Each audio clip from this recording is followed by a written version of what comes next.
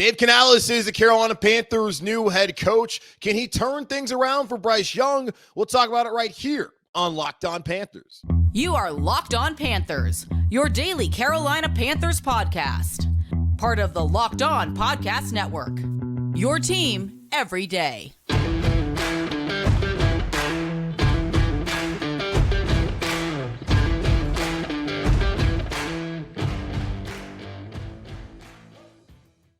Welcome into another edition of the Locked On Panthers podcast, a part of the Locked On Podcast Network. I'm your host, as always, Julian Council, talking Carolina Panthers with you every Monday, Tuesday, Wednesday, Thursday, and Friday. Your team every day. That's our motto here on the Locked On Podcast Network. Subscribe or follow the show for free on YouTube or wherever you listen to your favorite podcast. And be sure to follow me, Julian Council, on Twitter at Julian Council, where on Fridays throughout the offseason, unless there's big breaking news like Dave Canales becoming the Carolina Panthers head coach, I'll be here to answer your weekly Friday mailbag questions, either at me or DM me to get those questions into me now. Today's episode of Locked On Panthers is brought to you by FanDuel. Make every moment more. Right now, new customers get $150 in bonus bets guaranteed when you place a $5 bet. Visit FanDuel.com/LockedOn to get started today. On today's show, Solomon Wilcots, former NFL veteran. He is a host on SiriusXM NFL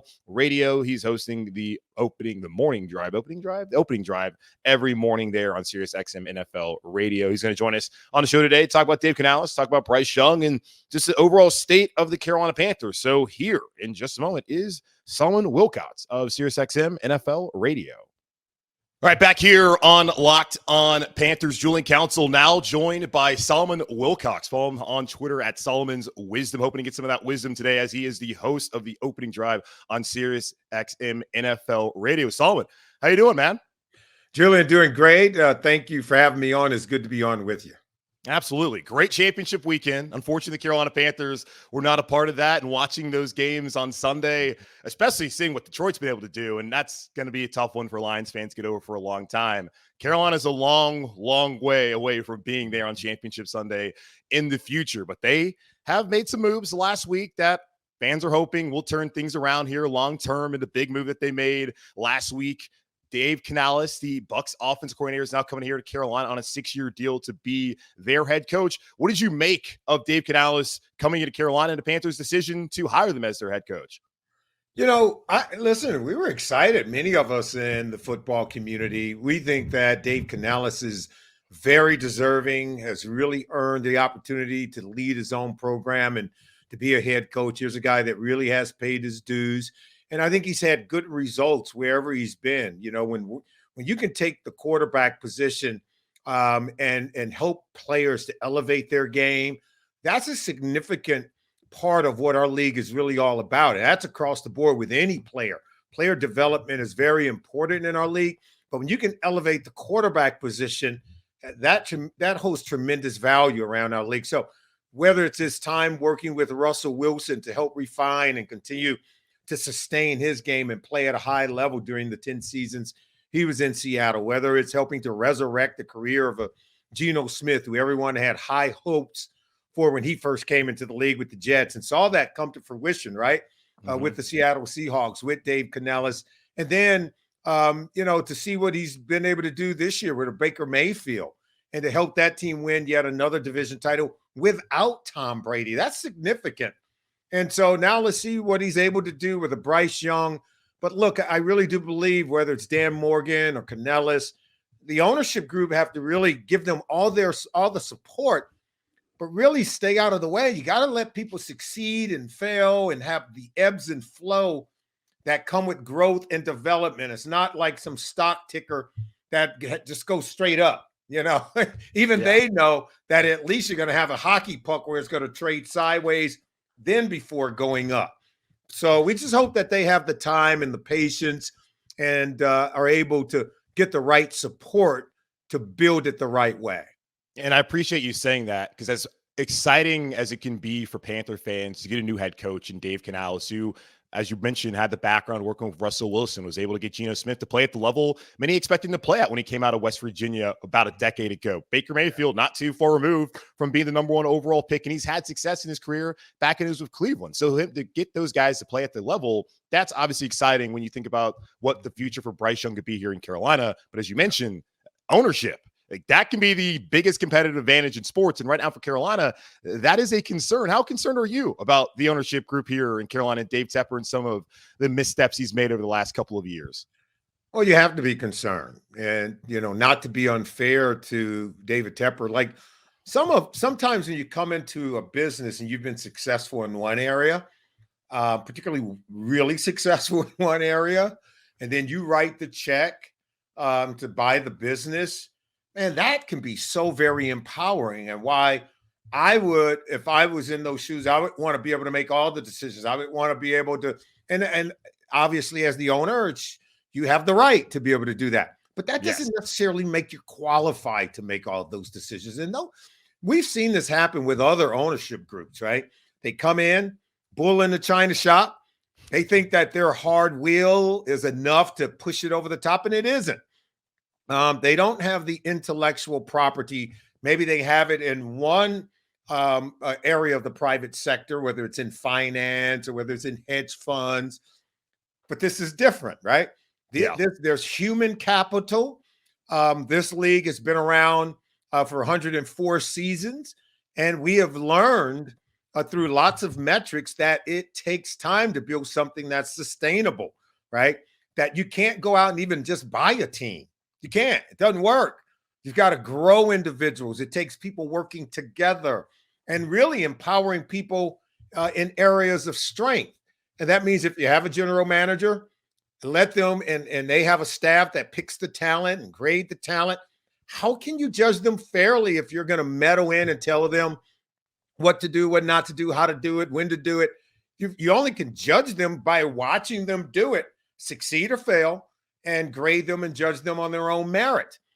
A lot of ownership groups have made the mistake of coming in and had a problem with interjecting themselves into the process and really not allowing that process to work to be able to rightly judge if the staff is really doing a good job or not given significant enough time, not allowing for there to be some successes and failures along the way.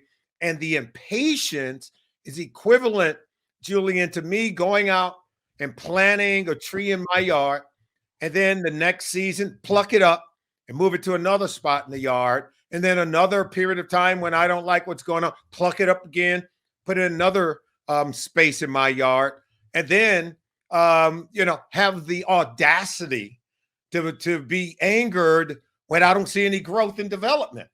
Well, I've arrested that development, right? And that's what we do that's what we do to quarterbacks in our league. That's what we do to coaches. That's what we do to good personnel people. We keep plucking them up, getting a new one, plucking them up, get a new one.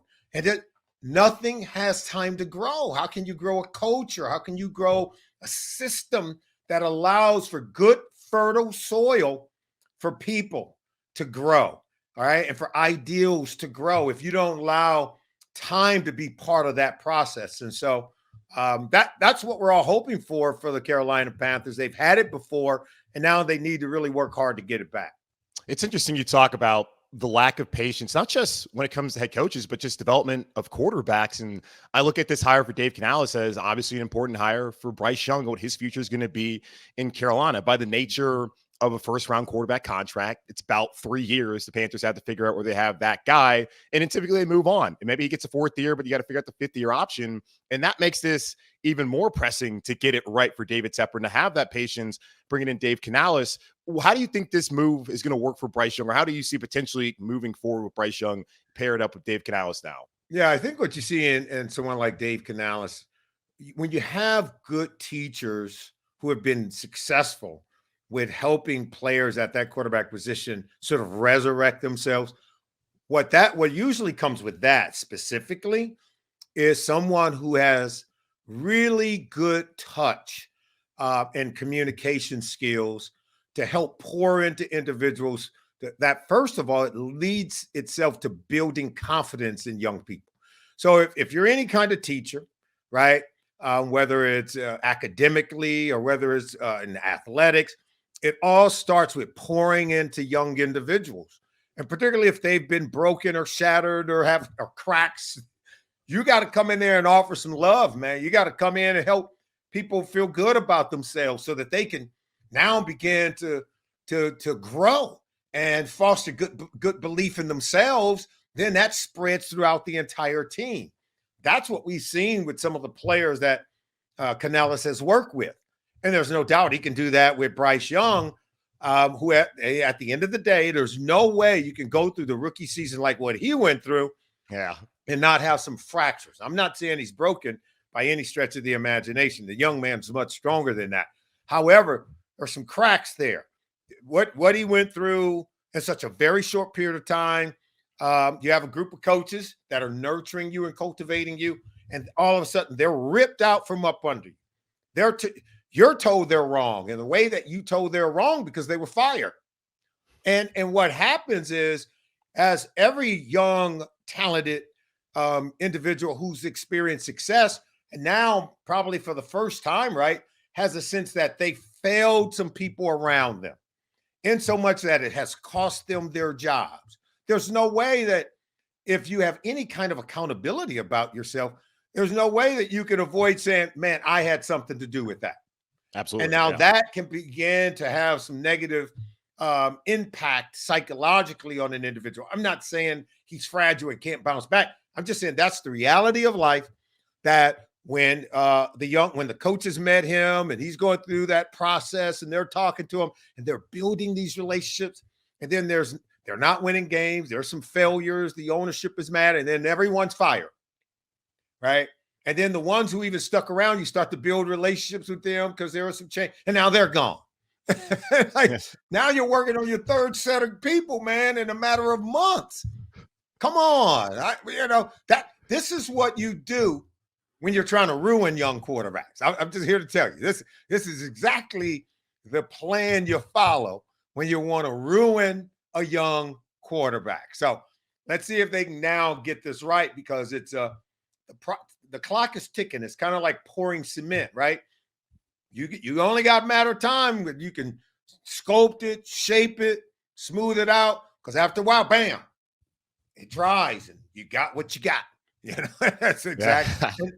And you're going to have to remove that player from the environment like you had to do with Baker Mayfield. He's no longer in Cleveland, right? Like you had to do with Geno Smith. He's no longer with the New York Jets. These are the teams that drafted him, but yet they found fertile soil elsewhere to grow and develop. And now they have become the players we always thought they were. And the hope is Carolina can do that in-house by not having to remove Bryce Young from the situation, but to fix things around him, cultivate it with this new culture here, with Dave Canales stepping in here for the next, planned 6 years. But we'll see, of course, if he's able to win enough on Sundays to stick around for that period of time. I want to talk to you more about Bryce Young and your thoughts on his rookie season and what you see from him. And, of course, there's always that debate of, did the Carolina Panthers get it wrong? So far, it feels like that's the case. Well, we got to be a little bit more patient and see how this thing develops. So let's take a quick pause here and come back and talk more with Solomon Wilcots here on Locked On Panthers. The NFL regular season has wrapped up, but there's still time to get in on the action with FanDuel, America's #1 sportsbook. Right now, new customers get $150 in bonus bets guaranteed when you place a $5 bet. That's $150 in bonus bets, win or lose. The Super Bowl is set. It is going to be the San Francisco 49ers versus the Kansas City Chiefs for the second time in 5 years. Last time they faced off the Super Bowl down there in Miami, where the Chiefs were able to win. Patrick Mahomes being Super Bowl MVP, the first of his 2 Super Bowls down there in Kansas City. But San Francisco, Brock Purdy, our old friend Christian McCaffrey, going to give them a run for their money, I think, out there in Vegas. Cannot wait for the big game in a couple of weeks. The app is so easy to use, and there are so many different ways to bet, like live same-game parlays. Find bets in the new Explore tab. Make a parlay in the Parlay Hub, the best way to find popular parlays and more. So visit FanDuel.com/lockedon and make your first bet a layup. FanDuel, official partner of the NFL. All right, Solomon Wilcots, he is the host of the Opening Drive on SiriusXM NFL Radio. Nice enough to join us here on Locked On Panthers. Today we're talking about Dave Canales, Bryce Young, what his future could look like here in Carolina. I just want to get your thoughts, Solomon. What did you think about Bryce Young coming out of Alabama? What were your thoughts on the Panthers' decision to take him number one overall and kind of how things played out for him this past year and where you could see him moving forward? I know a lot of us liked him. Look, we know Bryce Young can play. I know there's been some doubt now based on the last sample size, but this is a guy that played in a lot of big games at Alabama, proved that he could play at a very high level. Vince Lombardi said 90% of our game is played from the neck up. So the brilliance and the intelligence and the understanding of the game, something that he does very well. Now it's about the team being right around you. You can't play this quarterback position without an offensive line. Everyone almost to a man thought that going into 2023, the Carolina Panthers would have a better offensive line than what we saw. Put Absolutely. it that way. It wasn't even close. In fact, I think it was the biggest disappointment with the team. It was the one area that we thought would give Bryce Young a chance, and it didn't. Like from day one, even early in training camp, we could see that there would be some problems there, and that persisted throughout the season. And look, I remember Peyton Manning was a rookie in this league, and he led the league with 28 interceptions.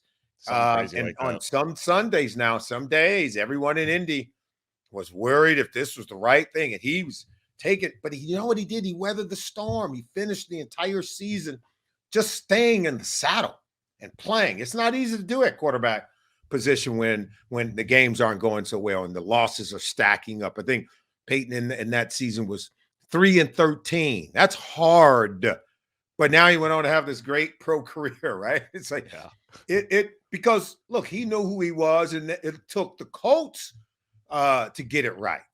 They're the ones who were having problems well before he arrived. That's how he ended up being the first overall pick. They were the ones who needed fixing more than he was. The only question we had was, can they help him? And that's really where everyone is right now with the Carolina Panthers. Can you not screw the young man up, and can you help him? And if you can't, then let's get him in a better location. Yeah, when you have 7 different left guards and 8 different right guards, you're unlikely to have success at this league. Continuity is so important, especially with the offensive line, and that did not help. But also did not help to see the regression from a guy like Ike Ekwonu. And according to Pro Football Focus, said he gave up 11 sacks this past season, and that's a player who seemed to have finally solidified the left tackle position last year for the Panthers. That's been a recurring issue here since Jordan Gross retired at the end of the 2014 season for the Panthers. So they got to fix that if they're going to have a chance to have some success with Bryce Young. But they also got to give him some help on the outside. I don't even know what to make of what the Panthers are going to be able to do in free agency coming up here at the wide receiver position. Like T. Higgins is somebody that makes sense, but I know you talk about the Bengals on a very not a daily basis, very often with your podcast. I just can't see Cincinnati letting him walk for free. It's going to take a trade if they're going to tag him.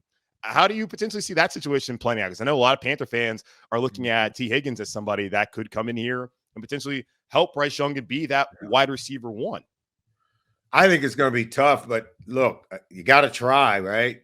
Yeah. Not only do you got to make a trade, you got to sign him for. He's a number one receiver. Absolutely. I mean, this is just no doubt. It's proven. T. Higgins is exceptional. And not only that, as a young man, he's phenomenal. He competes every day in practice. Every time he's on the field, even when Jamar Chase isn't playing, he shows up. He shows to be the number one. Whenever they needed him to show up and be the number one guy, when Jamar Chase was away, he did it. And then when Jamar Chase comes back, it tells you a lot about T. Higgins.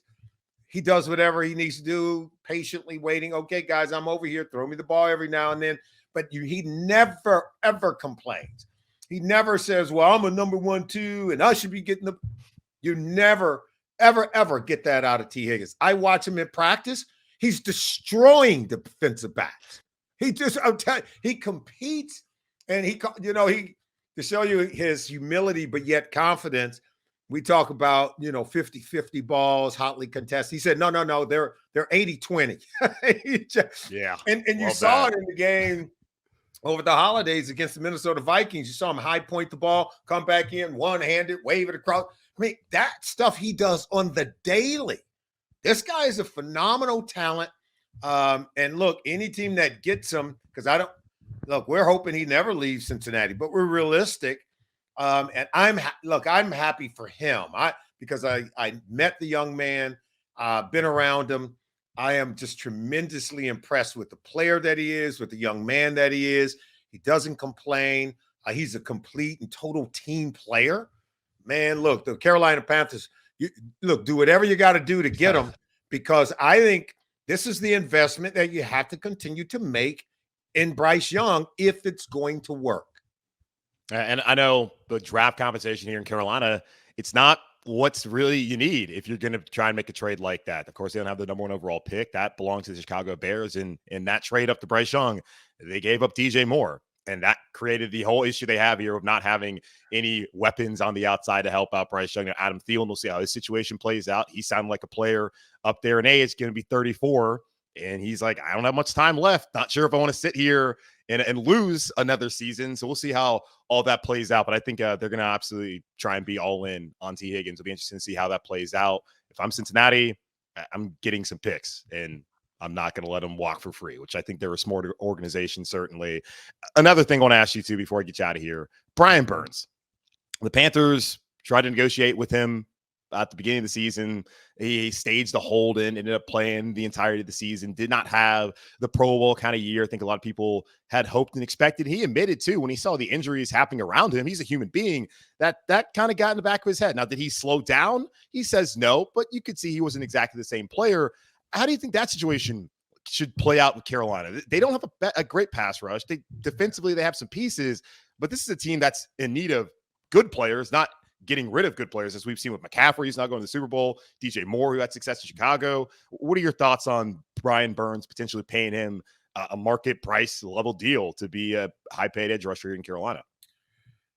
Look, I think he's one of the exceptional players, particularly edge rushers in our league. You remember it was only maybe 4 or 5 years ago. I remember under Matt Rule when they drafted all these really good young defensive players. And what we're seeing happen is almost wasting the careers of a lot of good players. To me, learning how to build a team is sometimes understanding that this is a really good football player. I'm not going to maybe get the best out of him here. So I need to leverage that while they're still good and while there's still market value to get something out of it and then build with those picks. Now, you got to get the picks right. Yeah. Clearly, you got it right when you drafted Brian Burns, right? But you haven't been able to leverage that and to help the team win because you haven't gotten the quarterback stuff right. And there's other positions. So you need more right now than keeping a good player here and there for the prime of their careers over the next 3 years and not allowing them to go somewhere else and play. Leverage that. Get some picks. Make yourself better at some other positions, at least on the offense. I've been around this league a long time. The teams that might lose and might struggle each Sunday, if you're going to struggle on one side, struggle on defense. Because if you can score points, fans are happy. If you can score points. Your offense is cooking. You're not going to say, now we need to get a defense. There you go. You sure do, but you're scoring some points. People do not come out to see a team that has great defense and can't score. They will stay home. So you just got to understand, I would leverage some good defensive players, leverage those assets to go in and start getting some really good players on the offensive side of the ball. I would not waste their careers. Then I'm going to start winning on offense. And at the same time, I'm going to draft on defense and continue to build in that way. But to me, it's got to all be about getting it right around the quarterback. You've got to be able to do that, at least in terms of where they're at right now, because the clock is ticking, as you said. Within 2 years, 3 years, you're going to have to make a longer-term decision and even a bigger investment in Bryce Young. And after what you already gave up to get him, something tells me you need to double down. Man, that's exactly what I think is happening here in Carolina with Dave Canales being hired. And we'll see what Dan Morgan can do as a GM. I know there's some reports out there that Brant Tillis, who's a VP over with the Kansas City Chiefs, he potentially be coming in here to help out with the salary cap and contract negotiations. So that will, of course, play a role in whether Brian Burns sticks around. And Derek Brown's another one of those players who he's going to be on a fifth-year option coming up this season. He's outstanding, and it's a line of scrimmage game. It's a line of scrimmage game. We talk about you can't protect the quarterback, you're not going to have success. If you can't get after the quarterback, can't stop the run, you're not going to have success. Be interesting to see what they do with Derek Brown and those negotiations. But let's take another pause here. On the other side, got a special guest that's going to join us here on the show. Give you some insight on how you could maybe help your body be better moving forward. So take a quick pause here on Locked On Panthers.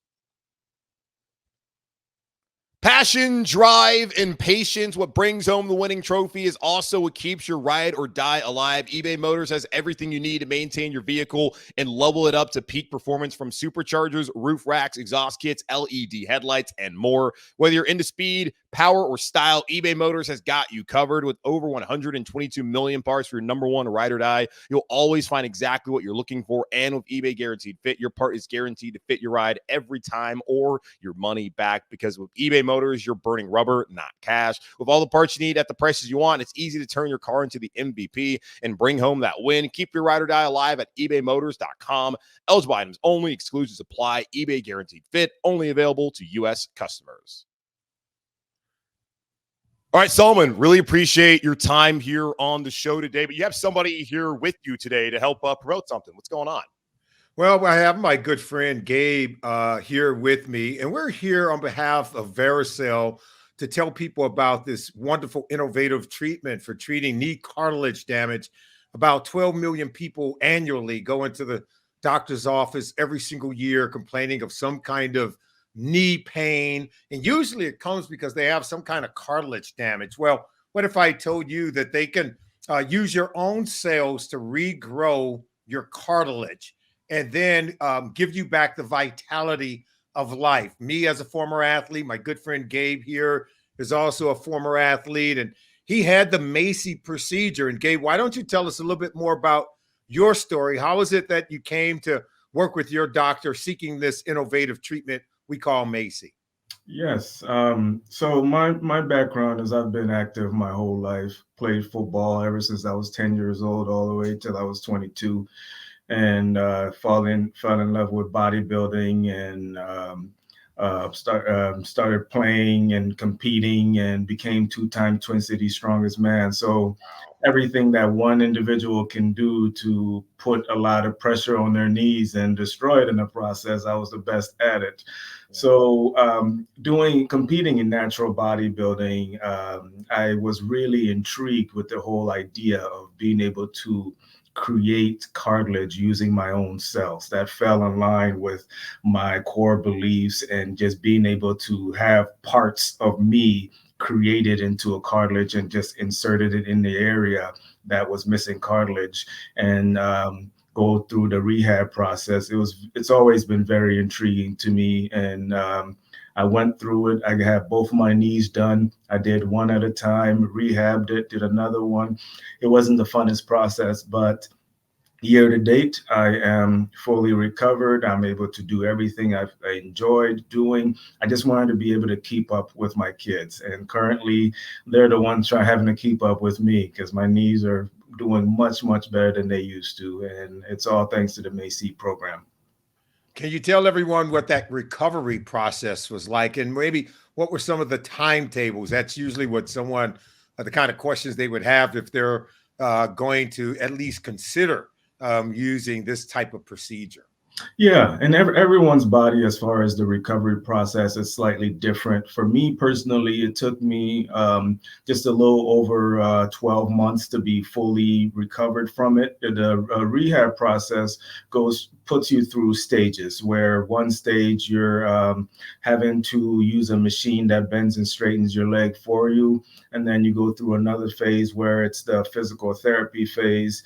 And it's all done in a very strategic way because they don't want the cartilage to move while it's attaching to the rest of the area in your knee area. So as long as it was followed properly, it wasn't the funnest. Obviously, there was lots of days where I was questioning myself. Oh my gosh, did I make the right decision? Am I doing the right thing? But that was all the fears that comes with worries and having to kind of be assured by my surgeon that, hey, everything's in the right direction. You're doing all the right things.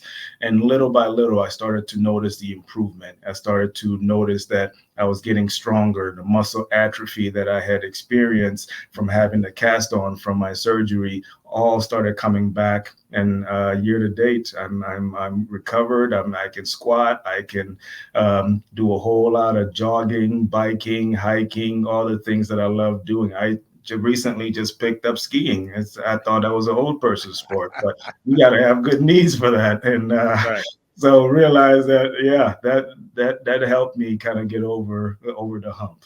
See, Julian, as you can see, Gabe, like myself, and like so many athletes, are people who we consider to be weekend warriors. They just want to go play a little basketball. Maybe they want to go skiing. Maybe they just want to retain to their daily activities and do it at a high level.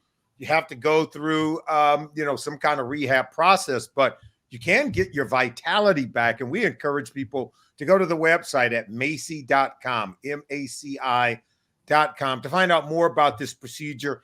What we don't want to see is people going to, or maybe getting to a point, I should say, where they're a bone on bone. And the Maci procedure can help restore your cartilage and help you keep you from deteriorating to that level. So just go to the website if you want to find out more, maybe even find a doctor into your area.